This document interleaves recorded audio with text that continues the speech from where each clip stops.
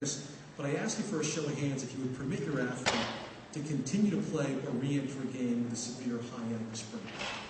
Any questions on that? No, we didn't think so. Eventually, what we hope that parents do is they seek medical evaluation, put a rehab plan in place, and slowly return to the field based on the injury status.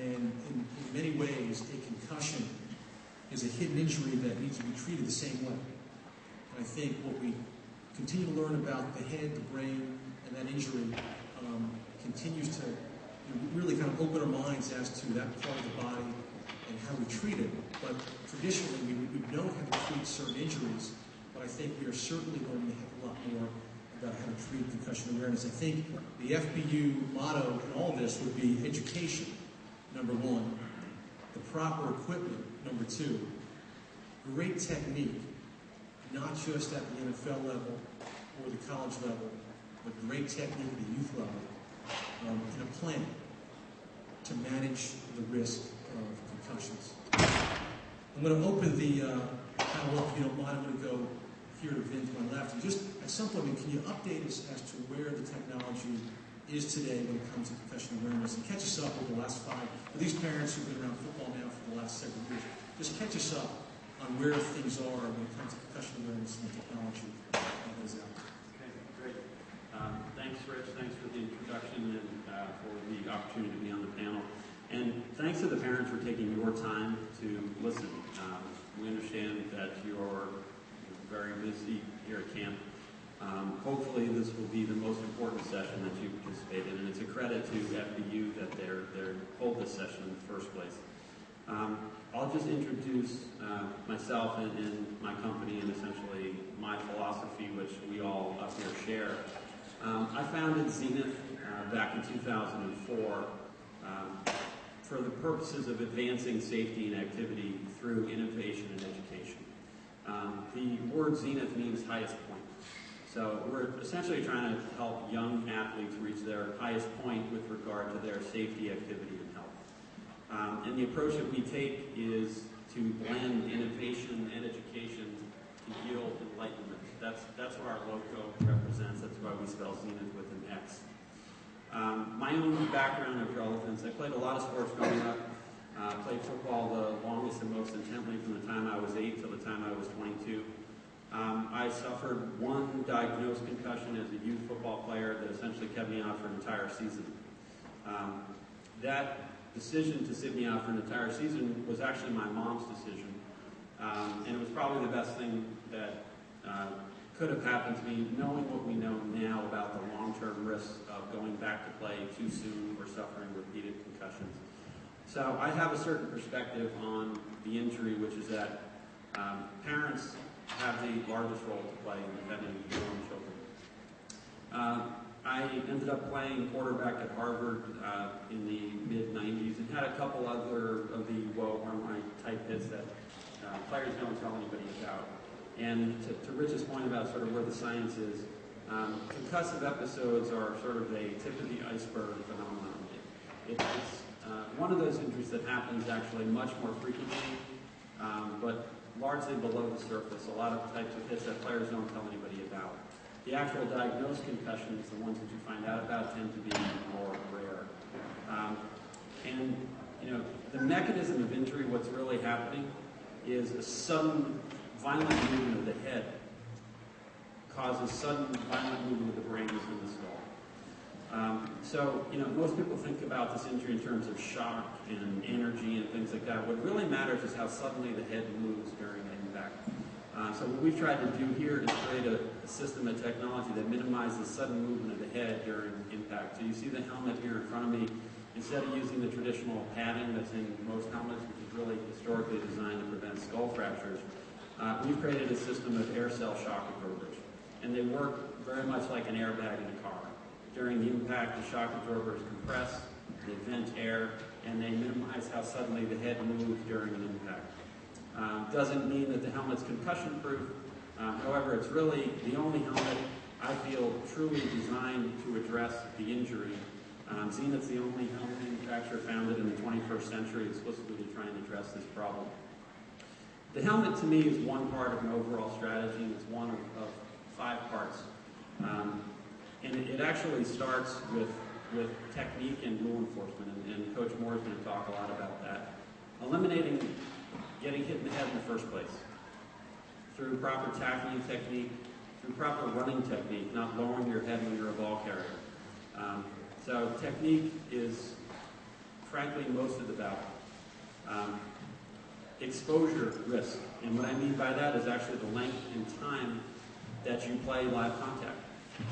Pop Warner just recently instituted rules to limit the length and time of live contact.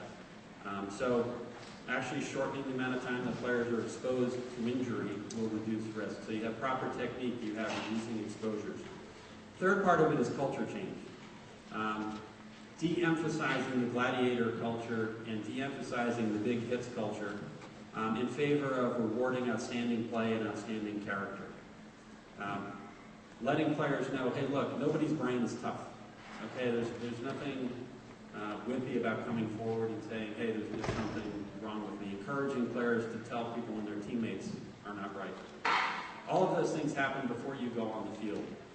Fourth is having the right equipment, and fifth is managing injuries properly when they do occur, because they're still going to occur. We're not going to reduce the risk of injury to 0. What we're trying to do is implement a risk reduction continuum, and Xenith wants to be front and center in that, and we're excited to help FBU with what we ultimately call the strategy for building the enlightened warrior. That's what Xenith is all about. We're happy to be part of this today, and I look forward to taking questions later. Thank you. Coach Moore, when you talk about technique, and I've heard it said now in a lot of NFL network shows, that today's concussion debate at the NFL is nice, but ultimately the number of hits over the time that a player plays football and how it adds up also is an issue. And really, the debate should be at the youth level, where all these parents and coaches are. What can you say about where the debate should be when it comes to great tackling, where you should start the ideas of great tackling, and ultimately, where should it be throughout the continuum of youth in the NFL when the debate is out there today? The most interesting thing is that I started Tackling Academy probably about 8 years ago. My son, 13, wanted to start playing tackle football. So I said, okay, let me take a trip down to one of the local teams and watch them practice.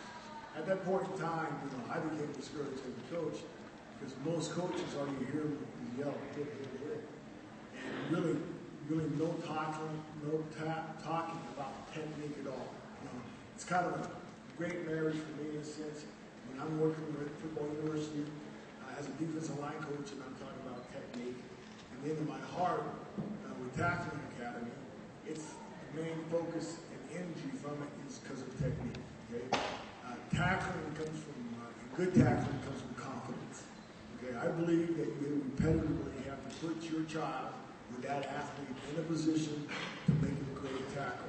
You need to give him all the different mechanisms, the phases to make a great tackle. A great tackle starts first from holding on, next from making sure the first and second cervical spine is in the strongest position before the impact is made. Okay, the third thing is that teaching the power through a tackle. And Bill and I just had a great conversation about, they're designing some shoulder pads that will help further along the opportunity to use the strongest part of your body to make a tackle, and then after that, open field tackling, two guys versus one. But it comes from technique, and then I think the major thing that happens, and I believe, is the edification for the coaches. The players are going to do what the coaches tell them. And I see that in the days that we have football university camps. We'll get them on Friday, and they leave on Sunday morning, or I tell you for a 3-day stint, they become outstanding players because they get a chance to repetitively hear what technique is and what technique is about.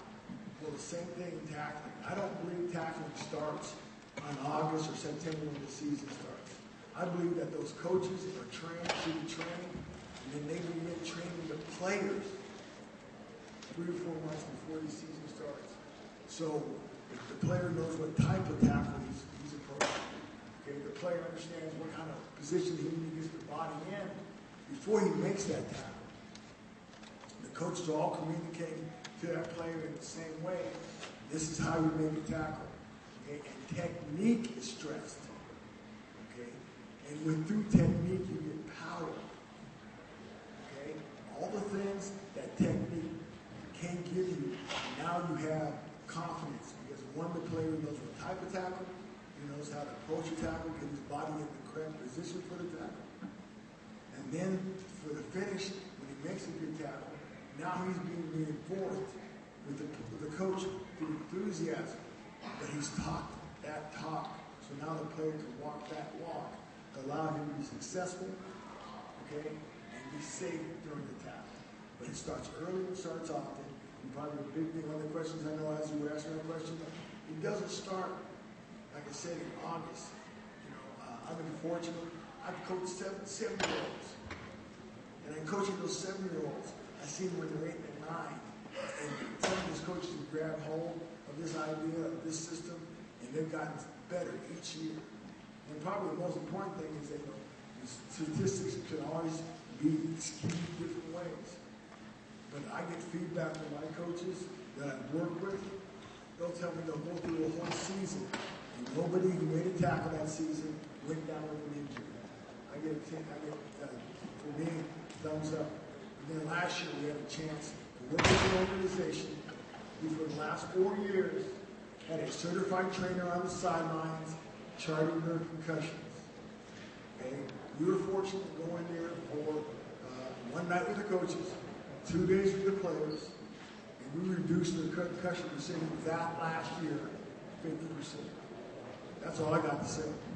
Okay, so edifying the coaches and then giving the players a chance to understand what the technique is about, why you do the technique.